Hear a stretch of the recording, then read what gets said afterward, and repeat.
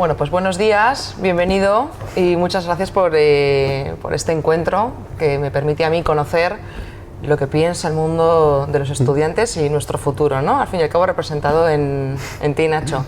Yo soy María Muñoz, también conocida en las redes como María de la Miel, trabajo en banca privada, llegué aquí por casualidad, soy abogada, licenciada en Derecho y bueno, pues el devenir de mi trabajo me ha llevado hasta aquí, ¿no? Y hoy comparto contigo pues lo poco que sé y voy a aprender mucho de los que venís detrás. Bueno, pues yo soy Nacho, estudio quinto de Derecho IADE en la Universidad Autónoma. Yo acabé realmente en Derecho IADE por casualidad, porque yo quería ser ingeniero de caminos y al final me cambió completamente el punto de vista antes de entrar. Me interesa fundamentalmente el mundo empresarial, a pesar de estudiar junto con ADE Derecho. Y encantado de estar aquí. Lo cierto es que me parece una oportunidad fantástica y de aprender todo lo posible pues, de la tuitera divulgativa de economía más importante de España. Muchas gracias. Pues cuéntame un poquito las inquietudes que tenéis los jóvenes hacia el mundo laboral, hacia el mundo empresarial, sobre todo porque es mi rama, hacia las finanzas o los mercados financieros en general o el sistema bancario, y cómo puede afectar a la economía y a vuestra búsqueda de trabajo en el futuro próximo, vamos. Yo en este ámbito, además ahora que estoy en penúltimo curso y ya la gente empieza a moverse y a buscar, lo que más veo es mucho desconocimiento y a la vez muchas ganas. Por parte de mis compañeros, sí es cierto que hay un buen número que tienen hacia la parte de Derecho, pero los que entramos más por ADE o por la parte de económicas, sí que nos sentimos, por un lado, muy ilusionados ante cambiar del ámbito universitario por ambiente de trabajo, ante dar un giro de 180 grados a lo que estamos haciendo, pero por otro lado cierto miedo porque tenemos muchísimo desconocimiento del mundo de las finanzas, del mundo de la banca, de cómo funciona, ya no solo por un tema de que no está del todo bien encajado en el plan de estudios, ese contacto con, sino además por, digamos, toda esa mala prensa que hay. Sí, que ha generado desconfianza, sobre todo a vuestras generaciones, ¿no? Que yo siempre he encontrado muy injustificada, esa demonización de los mercados, de los banqueros, cuando realmente es algo súper necesario. Sí, vivimos en una sociedad bancarizada. Es cierto que todos estos últimos años hemos estado en una crisis económica, una crisis financiera, pero también una crisis de valores y una crisis de confianza hacia todas las instituciones y estamentos, desde el político hasta la iglesia, hasta la economía, hasta el banquero tradicional que te atendía en la sucursal debajo de tu oficina, ¿no? Tenemos todos en la mente presentes pues gente que ha comprado productos financieros a los que no estaba acostumbrado ni preparado para asumir determinados riesgos y que le ha causado una merma en su patrimonio. También es cierto, cuando indicabas que tenéis desconocimiento de cómo funciona el mercado financiero, cómo funciona el sistema bancario, y es una de las cosas que yo por las que más abogo, y es la cultura financiera. Creo que hace falta que se cursen estudios, pero no como optativas, sino obligación de estudiar desde los cursos más tempranos, pues algo del mundo que se va a encontrar ese niño o ese adolescente o ese joven cuando salga a la realidad, porque vivimos en un mundo bancarizado, como hemos dicho hace unos minutos, y todo el mundo tiene que saber pues cómo funciona una tarjeta de crédito, qué riesgos implica contratar un depósito con un banco, qué es la TAE, qué es el tipo de interés, qué es una hipoteca. Una hipoteca a 30 años no quiere decir que tú la puedas pagar hoy, pero tienes que ver la previsión a 30 años y la vas a seguir poder pagando. Cambiar esa mentalidad creo que solo se puede hacer, por mucho que estemos aquí divulgadores o que trabajamos en el sector insistiendo, solo se puede hacer con unas bases, ¿no? Con unas bases que se tienen que estudiar, pues igual que se estudian código de conducta o protocolo, cómo comportarte en una mesa a la hora de comer o cómo aprender a circular por la calle, ¿no? Lo que es un semáforo, lo que es un paso de cebra. Pues cosas simples y básicas, que sea un conocimiento financiero, bancario, como un mínimo para luego seguir aprendiendo en el día a día cuando salgas del cascarón y te lances al mercado laboral y profesional. El mundo bancario, el mundo financiero, que vosotros tanto teméis, y hablo de vosotros los jóvenes, porque una ya pues tiene una cierta edad, ya trabaja en este mundo unos cuantos años. Creo que va a ser, bueno, creo no, estoy convencida de que va a ser distinto dentro de 5 años o dentro de 3 años. O sea, hemos vivido o estamos en pleno cambio de era. En el World Economic Forum en Davos, este principio de año, se habló de la cuarta revolución industrial. Y la cuarta revolución industrial viene de la mano de la tecnología. Y ningún sector se queda al margen. No se ha quedado la prensa, no se ha quedado...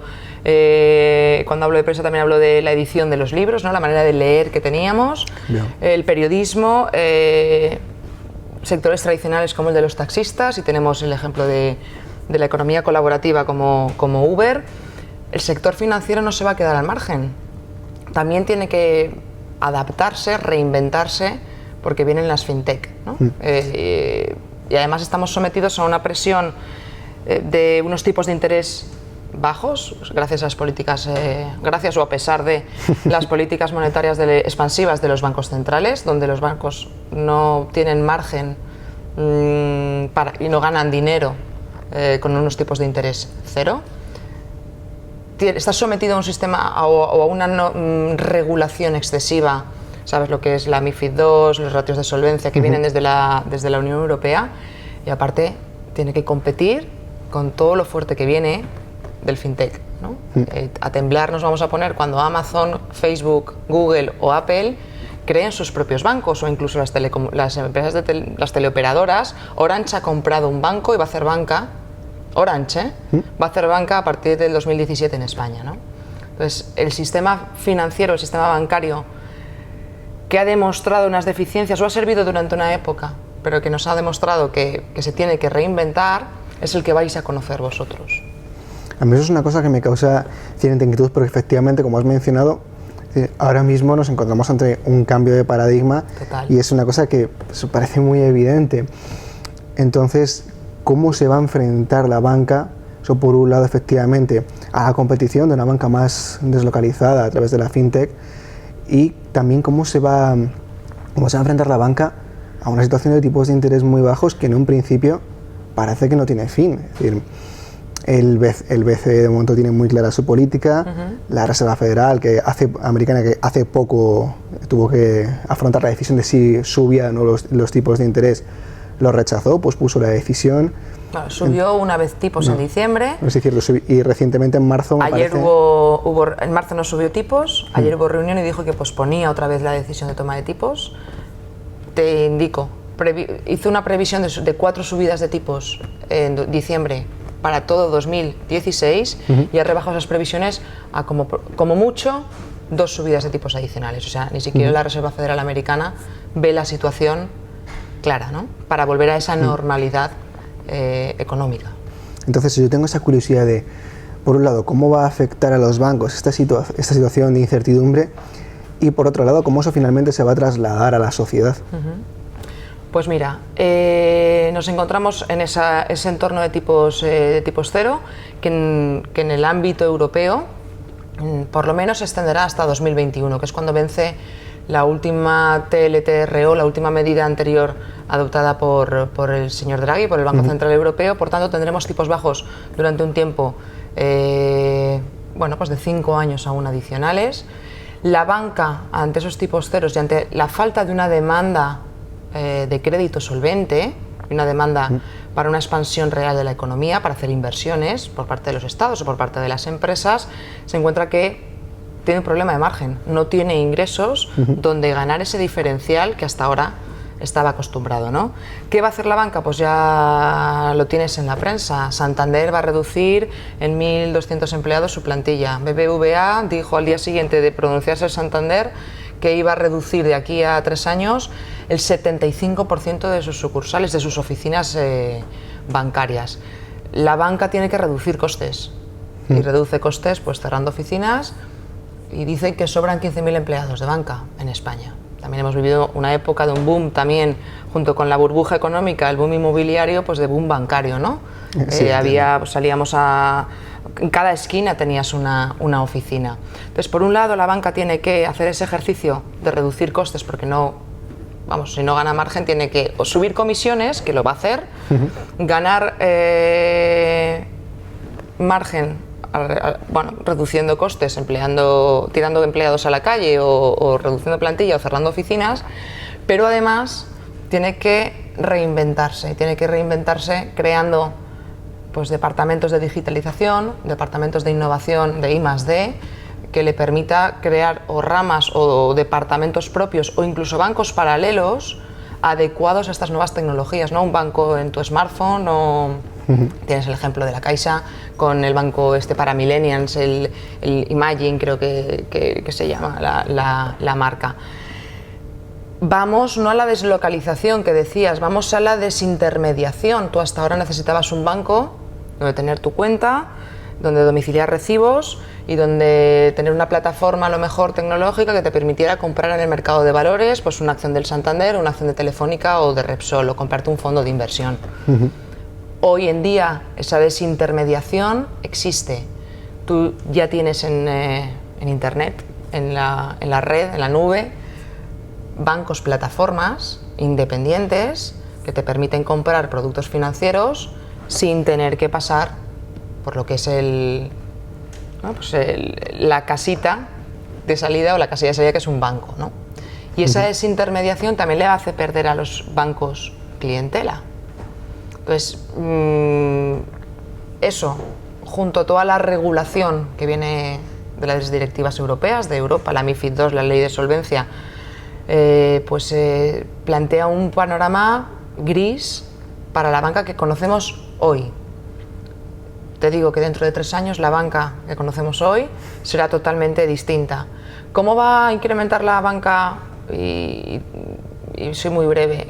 Su margen, pues a base de comisiones, te he dicho. Pero no solo comisiones me suben la tarjeta de crédito, la cuota anual de la tarjeta de crédito, o me cobran por sacar en un cajero que no sea de mi red bancaria, sino que gracias a la MiFID II, que sabes que se ha pospuesto un año, que es la Directiva Europea de Instrumentos y Mercados Financieros, se va a obligar a la banca y también al cliente a estar bajo un contrato de asesoramiento, es decir, también para evitar abusos conocidos como los de hasta ahora que provocaron pues esta crisis de confianza de la banca y también esta crisis bancaria. El banco y el cliente va a tener que someterse a un contrato de asesoramiento y pagar a su banco porque le asesoren, le gestionen su dinero, le indiquen qué producto o qué activo financiero es más adecuado a su perfil de riesgo. Y ahí nos vamos a encontrar con un problema, es que el ahorrador inversor español no está acostumbrado a pagar por un asesoramiento. También ha pasado eso, no está acostumbrado y ha pasado lo que ha pasado, ¿no?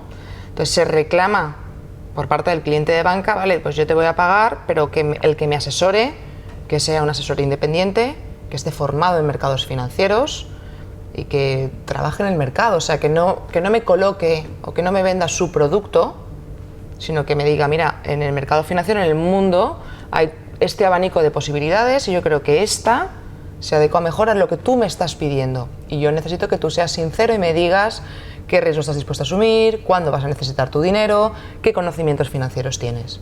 Y por eso te voy a pagar. Veremos si se consigue. Yo abogo por profesionalizar el sistema financiero y la banca, ¿no? Y siempre pongo el mismo ejemplo, si tú pagas por ir a un asesor fiscal y que te haga la renta, o le pagas a un abogado para que te resuelva un problema con tu vecino por una valla medianera, porque no pagas un servicio de calidad e independiente que te tiene que dar un asesor financiero o una banca especializada para sacar el mayor rendimiento a tu dinero, a tu patrimonio, que al final será tu futuro, ¿no? Tu hucha. No, desde luego tiene sentido. Y hablando de un contexto un tanto más general, recientemente leí un artículo tuyo que me gustó mucho haciendo un análisis del contexto macroeconómico en que se encuentra España, haciendo un análisis bastante realista desde mi punto de vista, en el sentido de sí, efectivamente tenemos un determinado crecimiento, pero ¿por qué lo tenemos y cómo de sostenible es este crecimiento y cuánto se debe a lo que realmente estamos haciendo?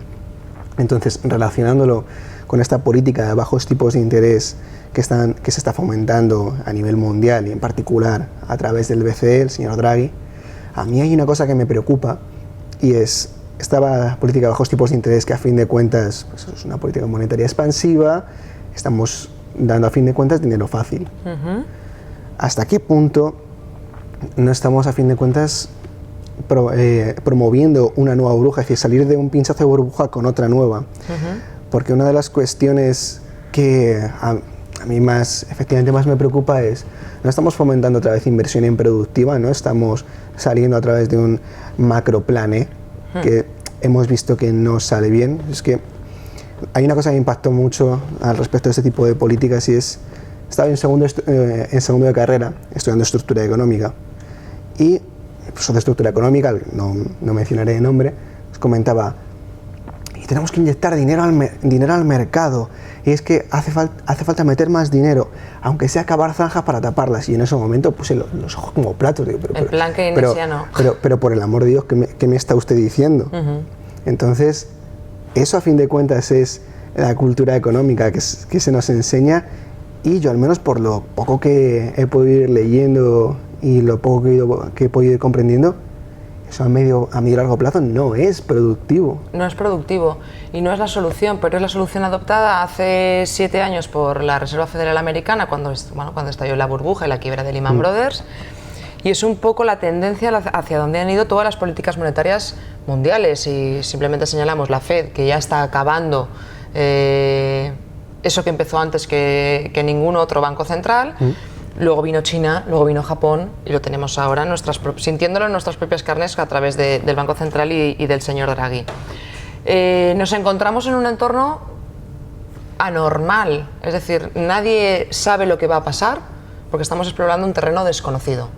Nunca antes ha sucedido esto, nunca antes se han llevado a cabo estas políticas monetarias no normales, o sea, ultralaxas y ya haciendo lo que está dentro de mi mandato, y si no está dentro de mi mandato me cambio el mandato para que esté, porque necesito reactivar la economía de cualquier manera. Pero esto es apagar el fuego con más gasolina, ¿no? Los bomberos, cada vez que habla Draghi, la imagen que tengo es un manguero con un manguerazo de más gasolina. Mira, España tiene está en el entorno del 100% de nuestro PIB en deuda. La deuda pública. La deuda privada está también en niveles estratosféricos. Nos ha venido muy bien como país, por estas características, el tener un banco central que te deje los tipos a cero y que te esté comprando deuda. Y nos ha venido muy bien también un precio del petróleo baratísimo, o con unas caídas importantes, de 120 a 27 que marcó en el mes de febrero, aunque ahora está recuperando. Eso reduce nuestra factura energética. Como país nos ha ayudado, nos ha dado un soplo de aire fresco y un hálito para poder tener unas marcas económicas más decentes. Pero no lo digo yo solo, lo dice también el señor Draghi en su última comparecencia de hace una semana. Yo ya no puedo hacer casi nada más. Y tal y como están las economías, casi todo se debe a no personalizaba tanto, ¿no? Pero a la actuación del Banco Central Europeo. Necesito que los países miembros se pongan de acuerdo y hagan todavía más. Hagan reformas estructurales, hagan reformas fiscales, hagan reformas en el mercado laboral. Lo que pasa es que eso tiene un rédito político, pues un coste muy grande, alto. Pero muy grande. Muy alto. Y no hay aquí ningún guapo que se quiera atrever a hacerlo. Si tú te lees, estamos otra vez en pre-campaña, ¿no? Y nadie lleva en su programa más reforma del mercado laboral, más reforma fiscal, y eso es necesario. ¿A dónde nos llevan las políticas monetarias o ultralaxas de los bancos centrales? Pues creo que a mal término. No será a corto plazo, será a largo plazo. Es generar otra burbuja, tipos de interés cero, con la finalidad de llevar los precios, la inflación, al 2%, y ves que no suben ni aun queriendo, ni empujando con tipos cero. Y solo esto nos permite ver que seguimos sin crecer, que no hay un ritmo de la economía que diga va viento en popa. Mira, Japón lleva 20 años con tipos cero. Estancadísimo, no suben los precios ni para atrás. Lo que hace el Banco Central con estas últimas medidas, como han hecho otros bancos centrales, pero nos centramos en el señor Draghi, es una mala asignación de los capitales, una mala asignación del capital. No, si en el mercado hay empresas que tienen que quebrar, esto es como la selección de las especies, Sí. ¿no? Te adaptas o no quiebras, sigues o quiebras. No, estamos dando facilidad para que todos seamos iguales. Bajamos el rasero, bajamos el listón y todos somos igual de buenos porque todos podemos acceder a ese dinero fácil y a ese dinero barato. Eso lo que hace es que no aumente la excelencia, sino que seamos todos No, lo más contrario. mediocres. Adulteras completamente las reglas de mercado, a fin de cuentas Efectivamente. compitan ustedes en igualdad de condiciones, demos un terreno de juego en el que podéis enseñar quién presta mejor un servicio a un menor precio y los demás Aquí se adapten ahora o mueran. el acceso a la facilidad la tiene todo el mundo. Por tanto, el que es malo y que no debería estar, tiene facilidades. Y el que es bueno, pues tiene las mismas facilidades que el malo. Por tanto, están en igualdad de condiciones. Incluso caemos en el riesgo de que el que es bueno o es excelente se relaje. Porque ¿para qué voy a ser excelente si compito en igualdad de condiciones con el que no debería estar? Pero es que además un entorno de tipos cero, al inversor o al ahorrador, le lleva a adoptar una serie de decisiones más arriesgadas, más riesgosas, y permíteme la expresión, ¿no? Es decir, tipos cero, yo con mi dinero voy a un depósito, a un banco y me dan cero.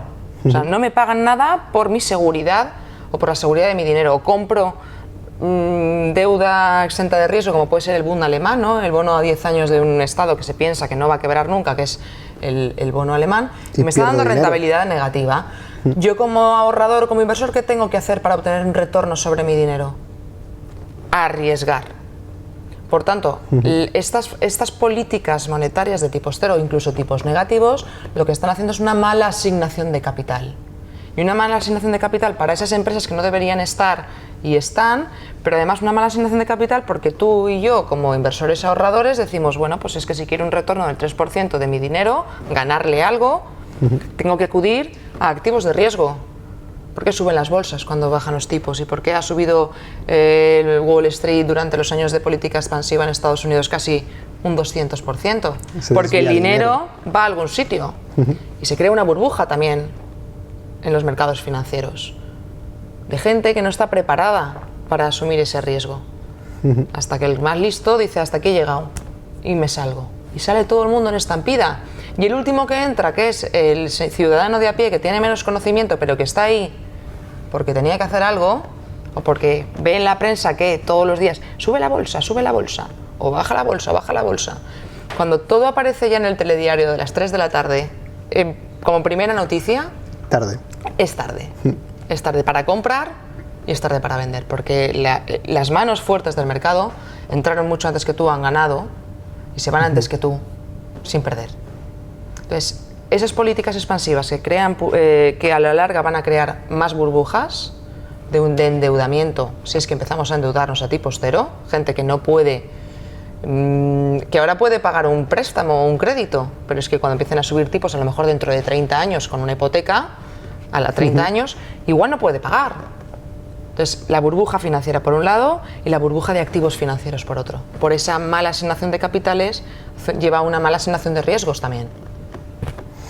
Has comentado efectivamente que esto puede tener a una nueva burbuja, esto no es una solución a medio y largo plazo y que hay una serie de reformas que no se están afrontando y que efectivamente son clave para solucionar el problema que tenemos. Una de ellas, por ejemplo, el mercado laboral, que es algo que efectivamente, como has comentado, no se menciona, y si se menciona es para deshacer más que para proponer.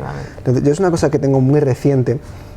Pues estudié Derecho Laboral el cuatrimestre pasado, de hecho, y es una cosa que a mí me llamó mucho la atención, muy poderosamente la atención, y se nos enseña Derecho Laboral desde la óptica jurídica del Derecho Laboral de los años 70.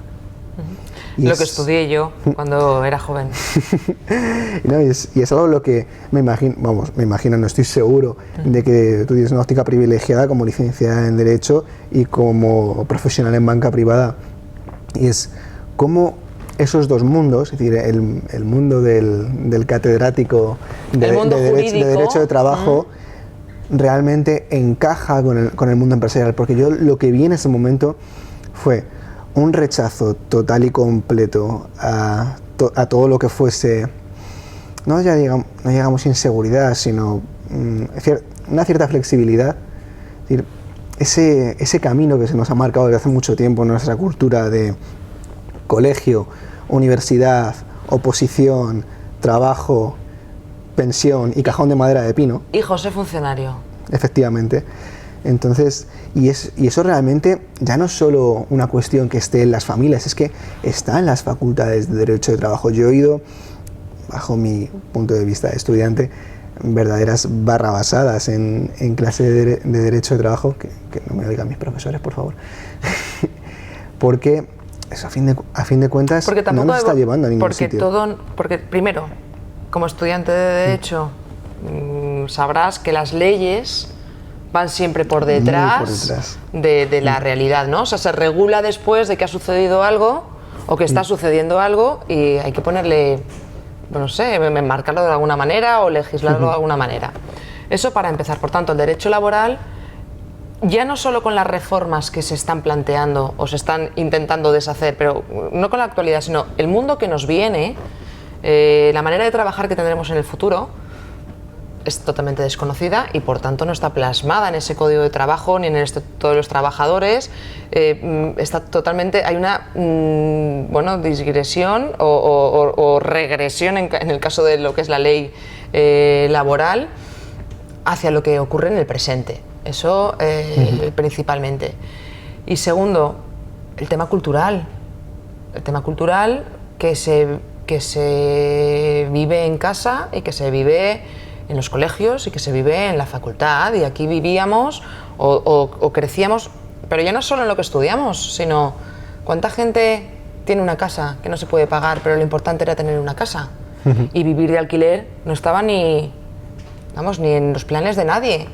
La movilidad geográfica, cuánta gente, ahora nos la llevamos las manos a la cabeza por la fuga de cerebros, pero es que lo llevan haciendo muchísimo tiempo en otros países europeos.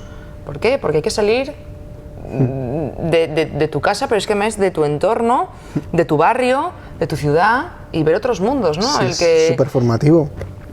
O sea, es formativo y es necesario para crecer culturalmente como sociedad. Entonces, estamos anquilosados en esa estructura pues de los últimos 30 años aquí. También tenemos una experiencia política en España que nos ha marcado mucho, ¿no? O sea, toda la época franquista, pues de 30 años a esta parte, ese estado del bienestar que teníamos, educación gratis, sanidad gratis, ese funcionario que el Estado nunca va a quebrar y todos entramos y nos quedamos allí para siempre, no te mueves de tu ciudad porque es lo que tienes más cerquita y no te tienes que buscar la vida y no va a pasar nada. Y vas a tener una pensión y no te va a pasar nada. Pues no, mira, es que ahora tienes que salir de tu casa. Es que a lo mejor ser funcionario no es la panacea, o a lo mejor es que no se convocan plazas, o es que a lo mejor ya no se gana tanto. Es que aparte de salir de tu casa y aparte de no poder comprarte una casa, igual tienes que alquilártela y se vive fenomenal, te da libertad para moverte. No te casas, te casas una vez, si te casas no te puedes divorciar, pero es que tu banco no te puedes divorciar si te da una hipoteca. Entonces si te casas, compras una casa, pues ya me explicarás tú a dónde van a... Si tu empresa te dice, no, mira, es que eres un cerebro y te necesitamos en Dublín. Y tú dices, no, es que no me puedo ir a Dublín, es que tengo una casa que no tengo que pagar. Pues sí, la mentalidad... Vosotros ya tenéis esa mentalidad, pero la mentalidad de la generación de los que somos de los 70... A mí mi madre siempre me decía, hija, cómprate una casa. Y yo, como buena hija, me compré una casa. No, pero claro, es que eso estaba en la cultura. Ya, y luego me tuve popular. que venir a vivir a Madrid y dije, ¿qué hago con mi casa? Ya me tengo que vivir aquí de alquiler. Sí, ¿sabes? Vivimos muchos muy atados a esa cultura transmitida por nuestros padres, en nuestras casas, transmitida también en el colegio, en nuestra educación primaria, pero transmitida también en las facultades, ¿no? Hay que dar una vuelta. Es que el mundo ha cambiado, es que vuelvo a repetir, esa cuarta revolución industrial está aquí, estamos en un cambio de era. Y tenemos, no sé si la virtud o la desgracia, de estar viviéndola. Creo que es un mundo muy complejo en el que nos ha tocado vivir a ti y a mí, pero es apasionante. Es que dentro de 10 años este mundo y esta conversación igual la vemos y nos echamos a reír, ¿no? Va a ser totalmente distinto en todos los aspectos. Ojalá sea distinto y que sea mejor. No, al menos yo me quedo con la parte positiva, y es efectivamente ese cambio de paradigma cultural que tenemos que hacer y que va enfocado a algo, es cierto, menos seguro, pero con muchas más oportunidades, y que tenemos que cogerlas, tenemos que tener una iniciativa. Y es cierto que eso lo voy viendo ese cambio de cultura en mi entorno. Hay dos cosas que encuentro fundamentales en este aspecto, y es una, darnos cuenta de que público no significa gratis, y otra, que nada es seguro, que lo que existen son niveles de riesgo. Elige el que prefieras y lo más informadamente posible, pero seguro en esta vida, aparte de que te mueres, no hay nada. Entonces, solo hay dos cosas seguras, la muerte y los impuestos. Entonces eso es un cambio de paradigma que me estoy encontrando. Yo en la universidad codirijo una MUN Society, una sociedad de Naciones Unidas, que lo que nos dedicamos es a entrenar a la gente para que participe en torneos donde lo que se premia es el debate, la oratoria y la negociación, y te encuentras cada vez más gente interesada, porque lo que les ofrecemos es, por un lado, una formación complementaria a la que se da simplemente en las aulas, y por otro lado, porque les ofrecemos estar en un entorno muy dinámico en el que vayan a contactar con gente, con futuros muy buenos profesionales de Londres, de Dublín, de Melbourne, de Manchester, de Pakistán, de la India. Y lo cierto es que cada vez ves más gente interesada en salir del cascarón, en abandonar ese cierto paternalismo que llevamos en nuestra cultura. Y decir, bueno, yo lo que quiero es buscarme mis opciones. Efectivamente, tener una red de seguridad, tanto a nivel familia como a nivel Estado, que es una cosa que siempre ayuda, pero yo quiero determinar cómo va a ser mi vida. Ser mayor y ser independiente, que no me lo... opinar y decidir y equivocarme yo, ¿no? Efectivamente. Que no me venga impuesto, y como es la sociedad, yo soy uno más de esa manada, y tú y yo formamos parte, o hemos formado parte de esa manada, a donde nos lleva todo. Ten en cuenta además que vivimos en un mundo tremendamente competitivo. Antes, pues, te estudias tu carrera, tenías un máster y ya eras alguien, y hablabas un idioma. Es que hoy necesitas tener una carrera o dos, o sea, me refiero, 2 licenciaturas, que hablas inglés, no, es que se presupone que hablas inglés. Necesitas inglés, alemán y, si me apuras, chino, ¿no? Que también dicen que es el futuro, y la lengua también, que va a ser una de las más habladas. Necesitas tener 3 idiomas, y no vale con un máster, necesitas 3. Pero es que ya no vale solo con tu currículum académico. Vale tu experiencia profesional, vale dónde has estado, dónde has viajado. Ya ni hacemos un currículum en papel. Que te tenga tu próximo contratador o tu próximo profesor que quiera saber de ti porque te dirige un doctorado, entrará en una red social o googleará tu nombre y dirá, a ver, este señor, ¿qué ha hecho? ¿Con quién va? ¿Qué artículos escribe? ¿Dónde escribe? ¿Qué hace además de haber estudiado ADE y Derecho? Porque hay a patadas licenciados en ADE y Derecho. Pues vamos, y vosotros estáis empujando muy bien, a los que estamos un poquito más arriba, y dices, como no me ponga las pilas, me comen. Pero es que yo creo que en eso está el futuro de la sociedad. Estancado, no hay cambio, y hay que moverse. Es duro moverse, y creo que somos nosotros los de ahora los que estamos abriendo el camino, que igual la generación posterior o dentro de 15 años pues lo tendrá más fácil. Pero es que es bonito, es lo que te decía, ¿no? Es un mundo muy complicado, pero es apasionante estar justo aquí, en esta ciudad, por ejemplo, y en este momento, ¿no? En este 2016. No, a mí me parece precioso. Yo, es una cosa que tengo que agradecer muchísimo a mi familia porque me dio la oportunidad. Yo soy de Toledo, entonces a mí me mandaron a estudiar a Madrid. Es una decisión que tomamos juntos y muy de acuerdo. Y luego, a partir de ahí, siempre que han podido, me han dado la oportunidad de hacer algo fuera, y yo siempre que he podido he buscado la oportunidad también de abrir la puerta e irme fuera. Y la gente a la que he ido conociendo en entornos, pues eso, de torneos de debate y negociación internacionales, la gente que he ido conociendo en entornos de periodismo en universidad, la gente que he ido conociendo en cursos de humanidades complementarios a la universidad. Tiene algo, tiene otra cosa, y tiene otra cosa a la que puedes aprender muchísimo. Te da Sí, otra, la cuestión otra visión. es diferenciarse, es ser diferente, o sea, think out the box. Yo no quiero ser igual que todos los demás. A mí me llamaban loca cuando me metí en las redes sociales hace 5 años. ¿Dónde vas? No eres bloguera, no eres nada, hablas de economía en Twitter. Pues sí. Pues mira, pues hoy, 5 años después, tengo una imagen personal, tengo una marca personal, hablo de economía, soy influencer en temas de fintech y de economía en las redes sociales, y las empresas en las que he trabajado están encantadas, pero al principio estás loca. Igual que estaba loca cuando le dije a mi madre y a mi padre hace 5 años, yo estudio en Valencia, me encanta mi ciudad, os adoro a todos, pero me cojo la maleta y me voy a Madrid. ¿A Madrid? Ni que me hubiera ido a Uganda. Madrid. Y era como un escándalo, ¿no? Que pues eso hay que cambiarlo y hay que romper esas normas. Porque si te quedas, eres uno más. Tienes que aprender de todo. No sé. Pues lo cierto es que encantado de haber podido compartir esta charla contigo, de haber aprendido tanto. Igualmente. Ha sido un placer, pues yo conocer un poco lo que se cuece en las aulas. Y nosotros, por nuestra parte, eso, tener la opinión de una persona que efectivamente se ha atrevido a hacer algo distinto.